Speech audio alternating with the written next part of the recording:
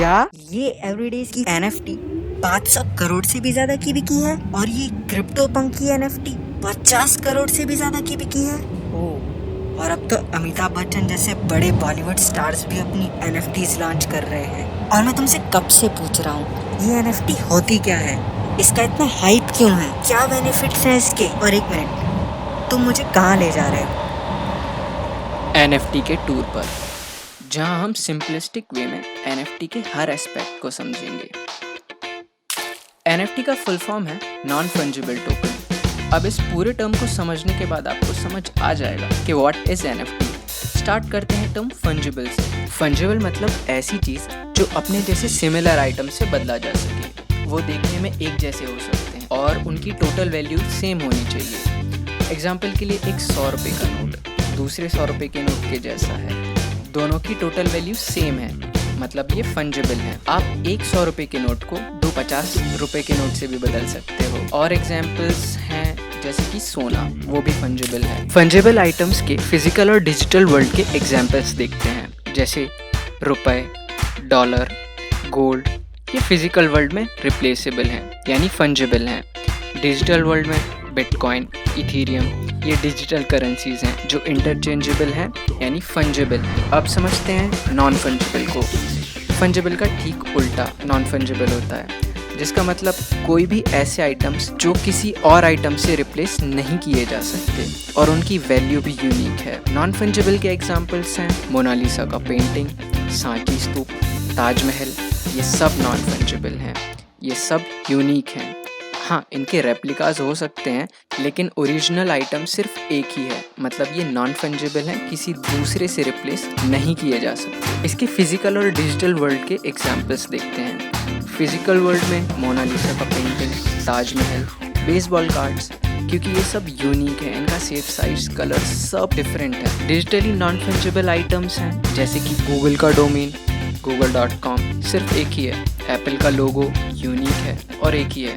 Basically हर type का digital art non fungible है जब तक वो यूनिक है। और अब टेक्नोलॉजी की मदद से आर्ट के यूनिक होने का वेरिफिकेशन भी किया जा सकता है, जो हमें लाता है अपने नेक्स्ट टर्म टोकन पर, जो बेसिकली एक पूरा टॉपिक है जो एक वीडियो डिजर्व करता है। बट अभी के लिए आप टोकन को समझ लीजिए एक पब्लिक सर्टिफिकेशन।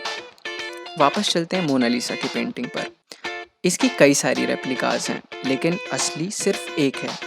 और हमें कैसे पता चलेगा कि असली कौन सा है? तो कैसा हो अगर एक एक्सपर्ट्स का बोर्ड या ग्रुप बन जाए और वो पूरे आर्ट को वेरीफाई करके उसे सर्टिफाई करें कि कौन सा डाविंची ने बनाया था, मतलब कौन सा ओरिजिनल है।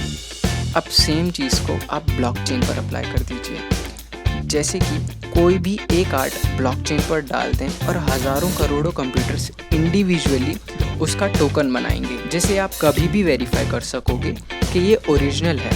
और ये टैग बहुत सिक्योर है। इसे हैक करके टोकन में कोई चेंज करने के लिए किसी को भी लाखों कंप्यूटर्स को हैक करना पड़ेगा, विच इज़ नॉट पॉसिबल। सो सारी चीज़ों को साथ लाकर आपको समझ आ गया होगा कि NFT एक यूनिक डिजिटल एसेट है जो पब्लिकली वेरीफाई किया जा सकता है ब्लॉकचेन पर। और अभी डिजिटली जो भी आर्ट अवेलेबल है वो अपने आप में NFT है। काफ़ी सही कॉन्सेप्ट है ना। इसको और इसकी वर्किंग को एक एग्जाम्पल से समझ लेते हैं, एक वर्ड व्यू से पूरा प्रोसेस कैसे हो रहा है। सो मान लीजिए मजनू भाई, जो कि बहुत फेमस हैं, इन्होंने अपनी ये पेंटिंग फिर से बनाई, इस बार डिजिटली, और इसे ब्लॉकचेन पर रजिस्टर कर दिया एज NFT।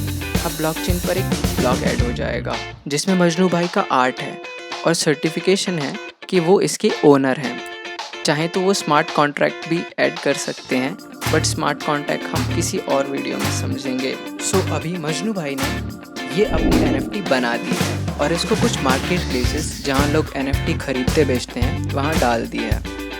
क्या होगा कि ये NFT सिर्फ एक है, काफ़ी रेयर है और मजनू भाई के करोड़ों फैंस हैं। यहाँ है इसकी सेंटिमेंटल वैल्यू। मजनू भाई के फैंस उनके आर्ट को खरीदने के लिए ज़्यादा से ज़्यादा एफर्ट्स करके किसी भी प्राइस पर ले लेंगे। प्राइस कुछ भी हो सकती है, वो डिपेंड करता है कि आर्ट किसका है, कितना रेयर है। बेसिकली सप्लाई एंड डिमांड वाला सीन, ये हम आगे डिटेल में देखेंगे। सो अब NFT कोई भी फ़ैन खरीद सकता है और भले ही इस आर्ट की कॉपीज़ इंटरनेट पर अवेलेबल हैं, लेकिन इसके ओनरशिप का सर्टिफिकेट किसी एक के नाम होगा, जो ब्लॉकचेन पर कभी भी वेरीफाई किया जा सकता है। सो अब आपको NFT क्या है और इसकी बेसिक वर्किंग समझ आ गई होगी। सो अब हम नेक्स्ट पार्ट में समझेंगे NFT को थोड़े एडवांस्ड वे में, जहां हम इसके रेवोल्यूशनरी फीचर्स के बारे में बात करेंगे, जहां आप समझेंगे कि इसको लोग फ्यूचर एसेट क्यों बोल रहे हैं, क्यों इसको वेब 3.0 मान रहे हैं। क्रिप्टो वर्ल्ड में आपको कुछ भी समझना है तो ब्लॉकचेन के बारे में जानना बहुत ज़रूरी है। इस वीडियो में आपके सारे कॉन्सेप्ट्स क्लियर हो जाएंगे ब्लॉकचेन को लेकर। So let's dive into it.